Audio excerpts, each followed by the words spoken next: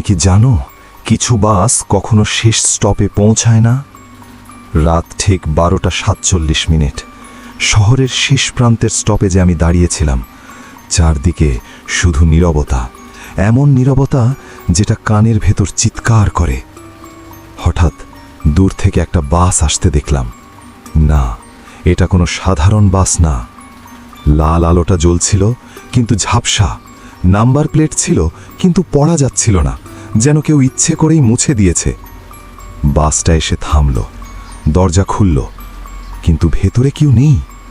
কিন্তু স্টিয়ারিং নিজে নিজে ঘুরছে, আর সিটগুলো ভেজা, যেন কেউ এক্ষুনি উঠে গেছে।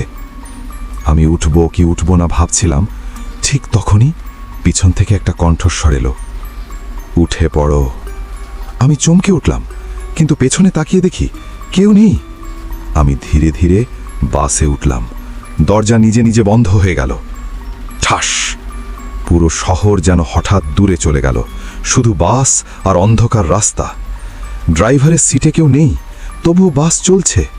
হঠাৎ মাইক্রোফোনে একটা শব্দ, পরবর্তী স্টপ তোমার নাম।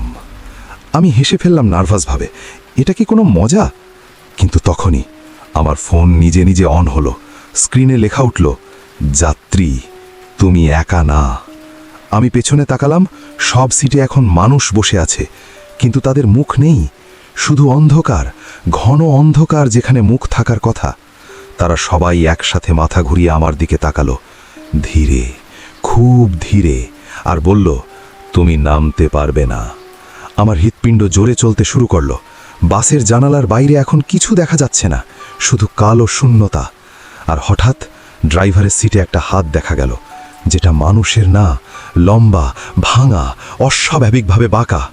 স্টিয়ারিং ঘুরতে শুরু করলো আরো জোরে, আর মাইকে শেষ ঘোষণা এলো, শেষ স্টপ তোমার অস্তিত্ব। আমি এখনো বাসের ভেতরে। তুমি যদি এই গল্প শুনতে পাও, তাহলে মনে রেখো, কখনো রাত 12টার পর শেষ বাস ধরতে যেও না, কারণ কিছু বাস তোমাকে গন্তব্যে না, নিজের গল্পে নিয়ে যায়। আর তুমি ইতিমধ্যে উঠে গেছো।